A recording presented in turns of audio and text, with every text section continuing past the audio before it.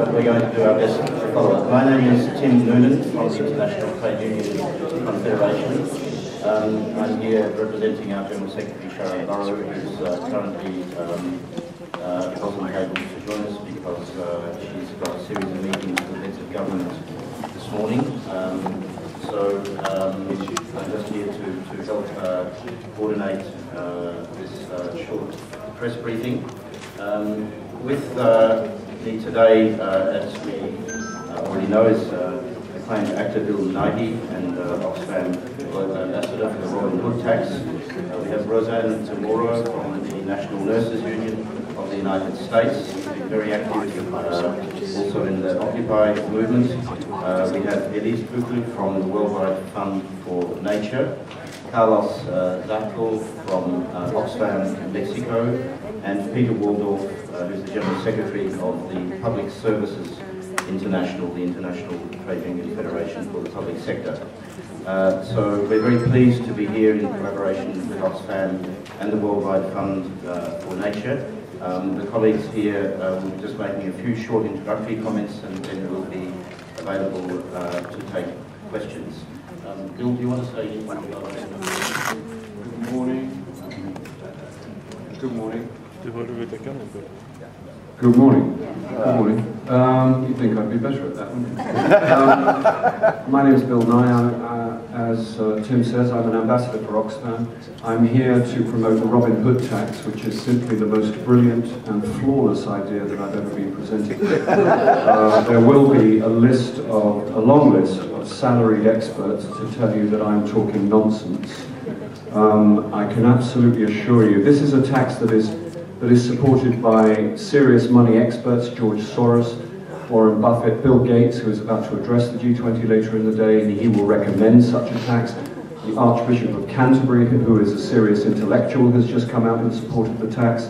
Angela Merkel, Nicolas Sarkozy, 1,000 economists worldwide, 1,000 parliamentarians worldwide. These are serious people, and the IMF and the EC have done serious feasibility tests and declared it entirely feasible, entirely implementable, and it would institutionalize charity to some degree, and it would stop the kind of medieval remarks that the wonderful nurses here have been forced to make here. We are talking about people dying of things that we stopped dying of 100 years ago, and completely preventively and completely unnecessarily. And it is an opportunity for the banks to atone and start cleaning up the mess that they themselves created. It's not punitive in that way, but it's timely, and it's an opportunity. It wouldn't affect their lifestyles, it wouldn't affect their bonuses. They could continue to live in the style that they're accustomed to. And the tiny tax, 50 pence on every £1,000, not on any human being, not on me, not on you, just on this cyberspace gambling that got us into trouble in the first place, the sterile, non-productive transactions that take place, the kind of casino-style banking.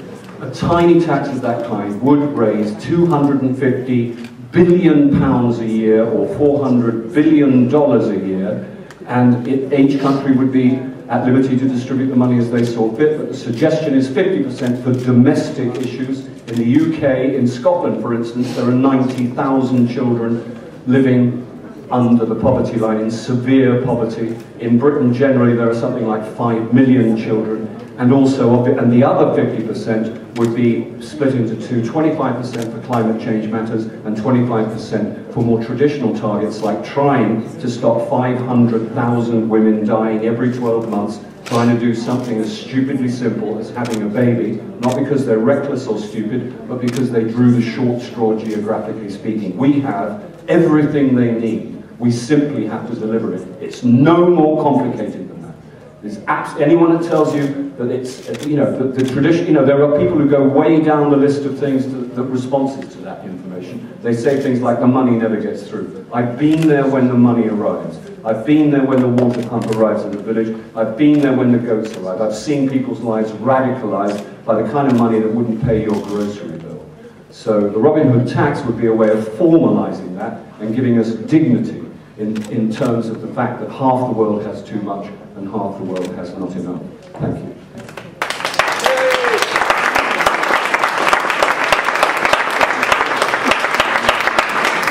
you, Bill. And it is indeed appropriate that we're in this very place to call for an end to the global casino economy. I'd like to introduce Roseanne Moore from the National Nurses Union of the United States. First of all, I want to say how proud I am.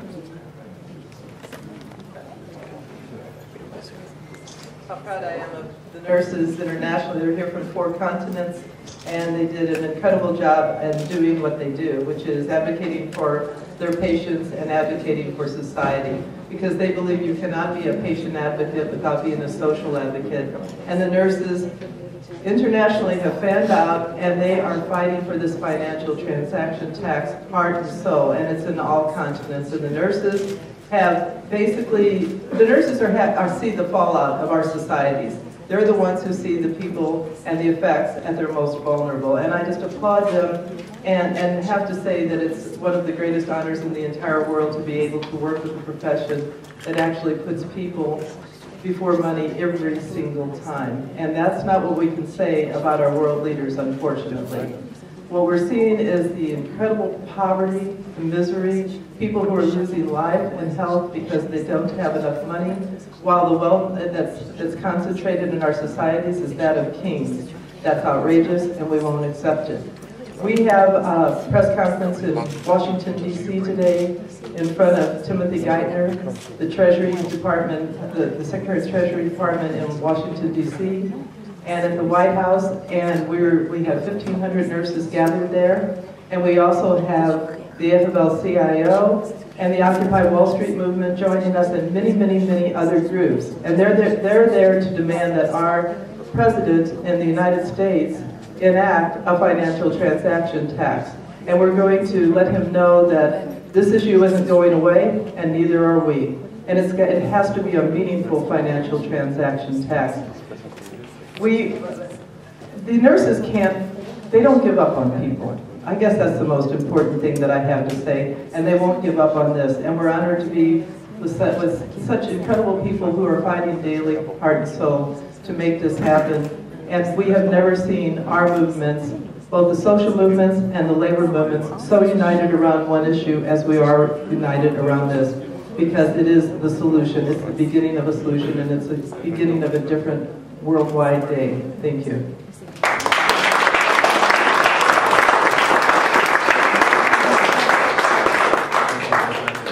Thank you, Roseanne. Words from the caring profession. We care very much also for the future of our planet, and we're proud of our alliance with both the anti-poverty and the environmental movements. And I'd like to ask Elise Buchler to say some words on behalf of Worldwide Fund for Nature. Thank you, Tim, and thank you to the trade unions and to the nurses for this very powerful message. So yes, the planet is sick, and it's sick of this crisis, which is not only a financial crisis, but it's also a social and environmental crisis. So what it means concretely is that people are losing their jobs, but there are also millions of people losing access to food, energy, and water, and so it has become a question of survival, and this is what we see now in the Horn of Africa. What it shows is that the poorest people are also the most vulnerable to the economic crisis, political instability, but also to the consequences of climate change. So we need to do something to protect these people who are vulnerable to the systemic risk, which includes the economic crisis and climate change. We need to invest in social protection floor, in green jobs, and also in our climate and energy future. But where do you find the money? We know now there is a big crisis in the EU, and China is going to pay for part of the debt in the EU. So who is going to pay for the ecological debt? We are now using more resources, more natural resources than what the planet can afford on the long term. So there are solutions, and there are many solutions actually. There are sources of innovative finance that can be raised, and that includes finance for the Green Climate Fund, which was decided at the Cancun Summit, and it's part of the legacy from Mexico, and Carlos will speak about that. The developed countries promised to the developing countries that they would put on the table $100 billion a year for climate mitigation and adaptation.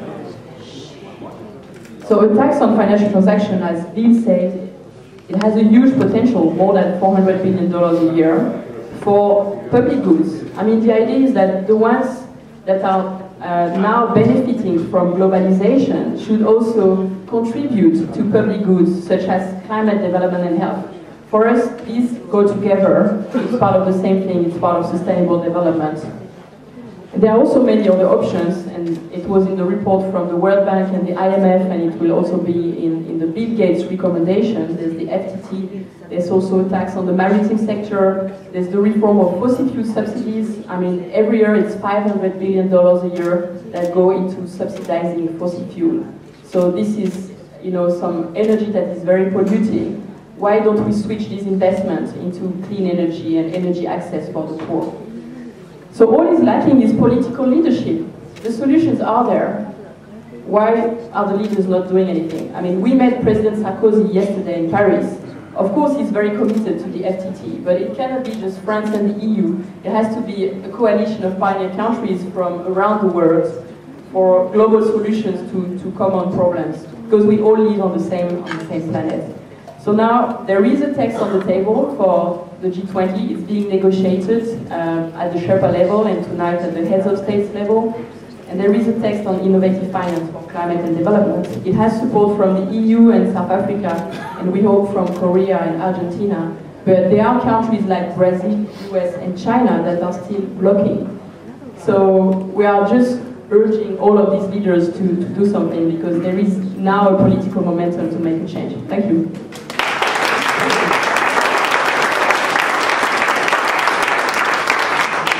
As we know, the next meeting of the G20 will be held in Mexico in 2012, and therefore it's no coincidence that Carlos Zarco from Oxfam is here to talk to us.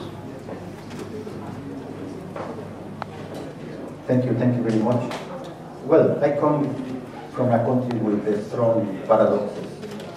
We are an emerging economy, we are part of the G20, we have the richest man in the world, but at the same time, more than a half of our population lives under the line of poverty. In the last 3 years, food prices have risen close to 30% and have hit the poorest people that invest 70% of their income on food. Our young people are migrating or engaging in organized crime. 70,000 of them drop out of school every year. In Mexico, poverty has the face of women. Our food production today depends mainly in small-scale women farmers, but they face a strong lack of opportunities just because they are women. Climate change is already hitting our poorest rural communities. We have small isles of prosperity surrounded by a sea of poverty and exclusion, and this is clearly an unsustainable situation. And this situation can be a picture of the current world we are living in. We must change this path to the abyss. That's why Oxfam is here in Cannes with others to push G20 leaders into making the right and responsible decisions. That's why we are all together pushing for a tax on financial transactions and a tax for shipping industry. Both mechanisms could raise, as being said, billions of dollars for fighting poverty and climate change. In this regard, we welcome the Bill Gates report that recommends these new sources of funding for development. As you know, the so-called Robin Hood tax is a very simple but feasible idea that can be put in action. This simple but powerful proposal can start to shift the current unfair financial architecture in the world. Mexico is taking the leadership of G20 soon, and as a developing country, we should guarantee that the new sources of funding for development become a reality.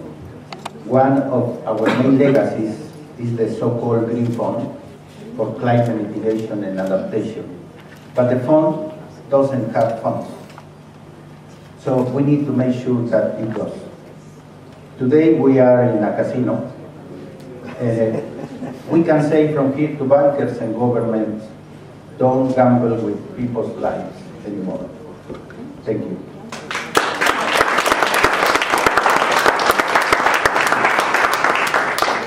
Gracias, Carlos. And to round off our comments, I'd like to introduce Peter Waldorf, General Secretary of the Public Services International and Chair of the Council of Global Unions, the coordinating body for all the international trade union organizations. Thank you so much, and let me just start also by thanking our nurses who come from around the world to make this great event and show what this is about in a very, I would say, easy to understand way. And it's not so complicated what we are talking about today. Do you, by the way, know that according to the WHO, there's a shortage of more than 4 million healthcare workers around the world at this stage. And this is also about securing that we can fund public services in the future, that we are talking about the financial transaction tax. We have in the Council of Global Unions, representing 200 million workers in all sectors, public and private, launched a campaign this year. We call it Quality Public Services Action Now. And part of that is, of course, also to secure that there are a funding of the public services. We have to get out of the idea that taxes is a punishment. This is something we collect for the well-being of our societies, to secure that people get access to water, to energy, to healthcare, to education. So if you care about the world, if you care about the imbalances, you should support this. If you don't care, well then forget about the FTT. But who would say that publicly, that they don't care? I mean, I would like to see that. So let's come to the conclusions of this meeting here in Cannes. The world leaders understand that now is the time to act. If they do not act now, people will continue getting more and more angry. And I think we can see already now what it is about when you see social crisis coming up and things get out of control. And nobody wants to see that. Not least politicians do not want to see that if they want to get re-elected the next time there is an opportunity.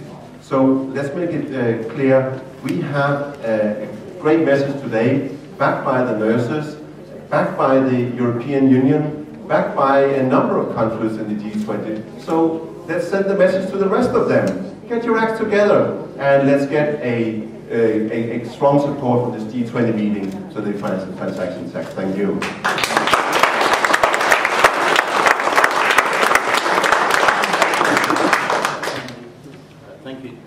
Thank you to our panelists. We'd all be happy to take any questions if you wish to ask any questions of us. Also, if any would like to organise one-on-one interview later, we can assist with that as well. So, are there any questions?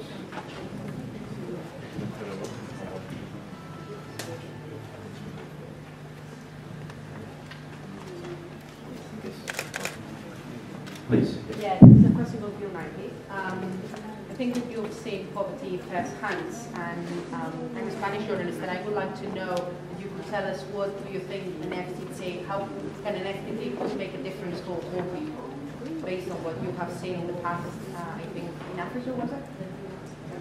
Thank you.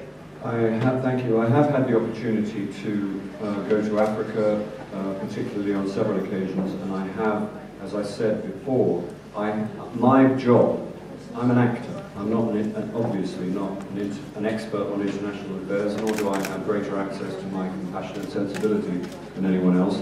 But I'm a human being, and when you're asked to bear witness to something like this, I am grateful for the opportunity. I have been there when the money arrives, in as much as I've been there when things like the money that made the jewellery collective possible amongst the women in Tanzania revolutionized their lives. And it's the kind of money you wouldn't even think of. I've been there when the water pump arrived. It was like, you'd think it was every Christmas rolled into one. I've been there when the goats arrived. These people are not reckless or stupid. They just can't get from 0 to 60. They just need, they need the first step. So I know that the money arrives. I know that's some people's concern. They have a couple of concerns. One is that they think that domestically in their individual countries there are problems that are not addressed because we emphasize. That's not the case, for instance, with the Robin Hood tax, as I've explained. That would cover domestic and international bit. And the other is that the money doesn't arrive. I work for Oxfam. I think the statistic is that if you give £1 to Oxfam, 93 pence of it will hit the ground running.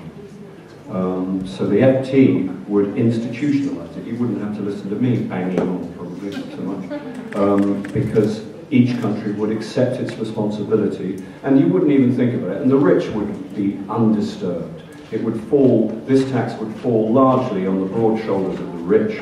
It would not target any individual. It would barely be registrable in the stratosphere that we're referring to. And it is, and you know, it would be, I don't understand, it's mystifying to me, the bankers' resistance, or indeed the British government, or the American government's resistance. I don't truly understand it. I can only imagine that it's a sort of, there is this activity that we're talking about, the kind of casino-style gambling that takes place in cyberspace, is currently untaxed, which is kind of breathtaking. It's not taxed to any degree, and all we're asking for is a tiny tax on every £1,000, 50 pence on every £1,000. No one would even notice it, and it would make things. It would make all of the things that we're discussing here today, and all of it would make them possible. I would like also to just take the opportunity to salute the nurses today for what they've done, and for what they've done in all over the world, and salute the dignity, gravity, and power of all the protests that have been taking place all over the world, in America and in my country. It's incredibly moving, I find, that people demonstrate in this way, and that the power of the argument is reflected in that. Thank you.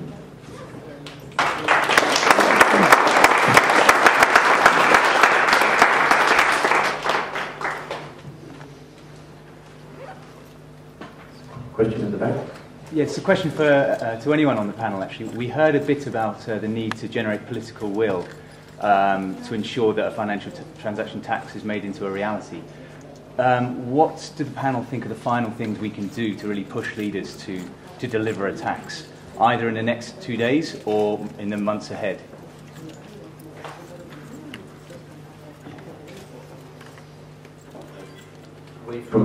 From the ITUC side, we would say we need to press and remind politicians that the political contract should be with the people and not with the banks.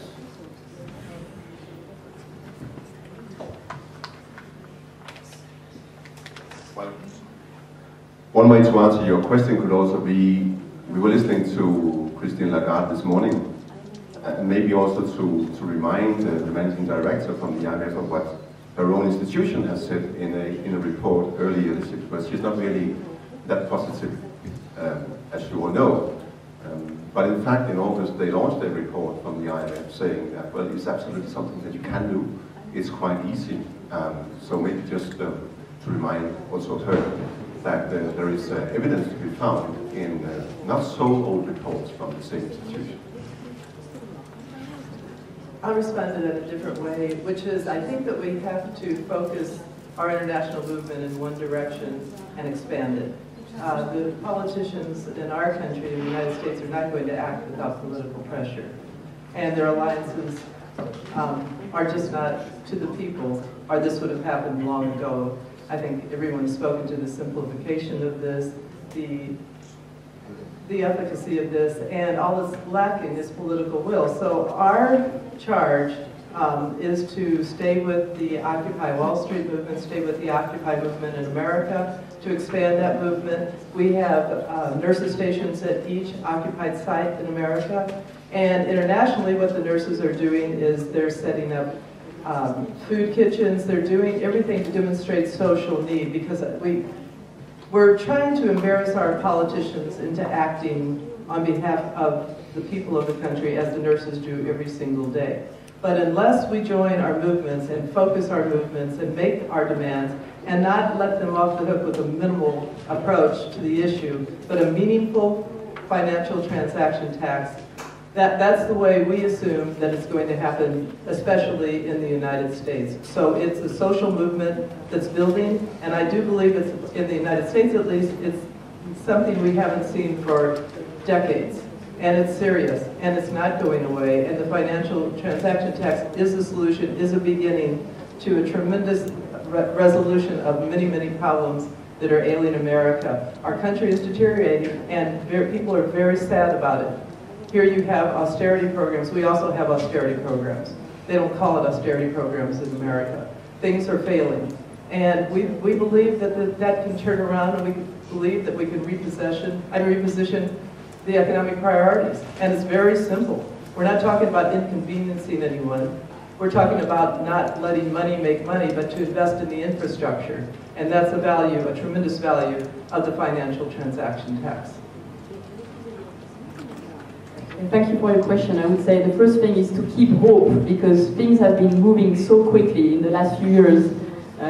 You know, if you look at France a few years ago, the FTT was seen as something very radical from the left, and now President Sarkozy from the right wing is supporting it.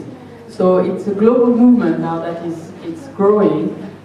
So you can, you know, write to your leaders, speak about it with your families and friends, and also do what we've been doing today, which is building new coalitions with other people who are actually working for the same thing, which is a better planet for everyone.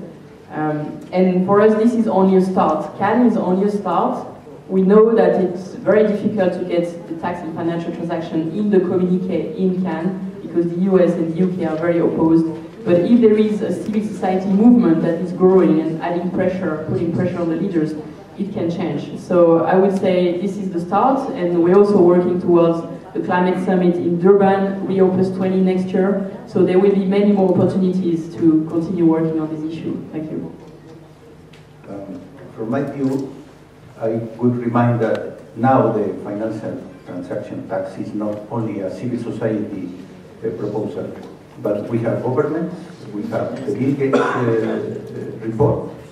So for me, Mexico soon should, as the new president for the G20, open a room for a more constructive discussion about this. It's not anymore a polarized issue, but it's a feasible possibility, and we need to convince governments that are, maybe they don't understand very well the proposal, or for those that are opposed, we need to push them that we are looking for a best mechanisms, the best mechanisms for fighting poverty right now.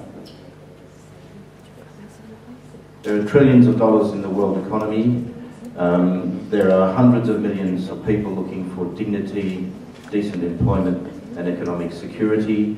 There is an absolutely clear body of science on climate change.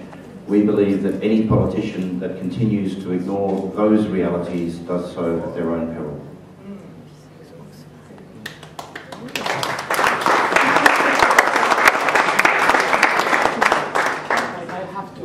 One to Elise and one to Carlos.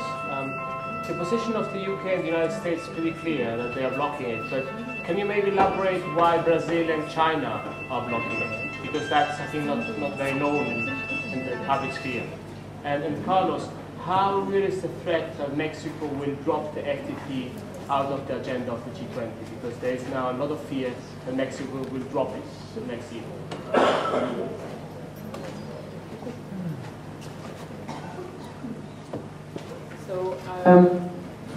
On climate finance, the US, Brazil and China are blocking right now.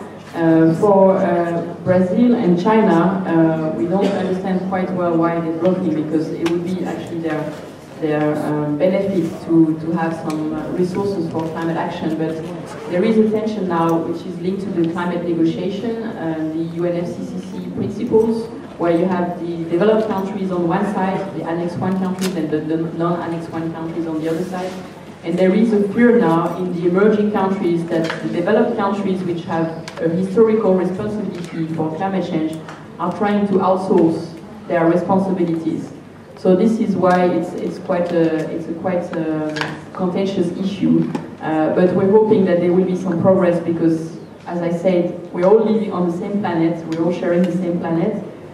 So we do need this innovative source of finance, which should be additional to previous commitments for ODA and climate. So, thank you.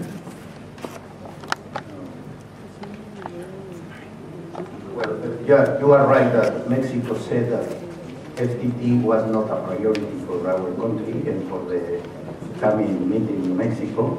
But I think after the Cannes debate and after the reports and all the inputs we have about the feasibility of this such a tax, I think Mexico won't be able to just to drop it and say, oh, we are not going to discuss this in Mexico.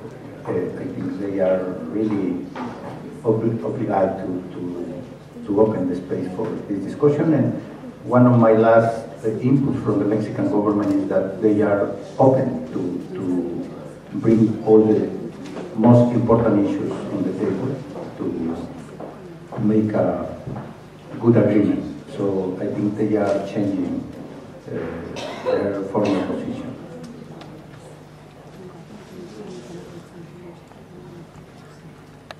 Okay, thank you very much. Oh, sorry, another question? I actually have a question from one of Oxfam's Twitter followers. This one is for Bill. If you had to send one tweet to G20 leaders, what would you say? Only 140 characters. It's not printable.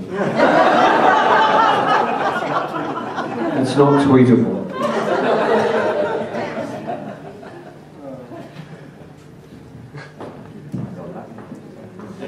Actually, a pretty clear answer. If there are no more questions, I'd like to thank you all for your attendance. Thanks very much to our panelists, and once again, a very warm thanks to our colleagues from the caring profession.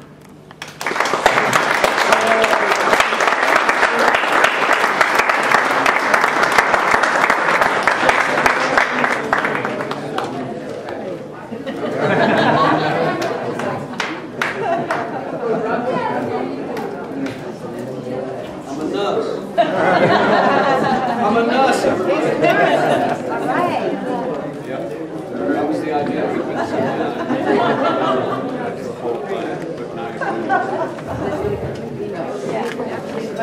How are you?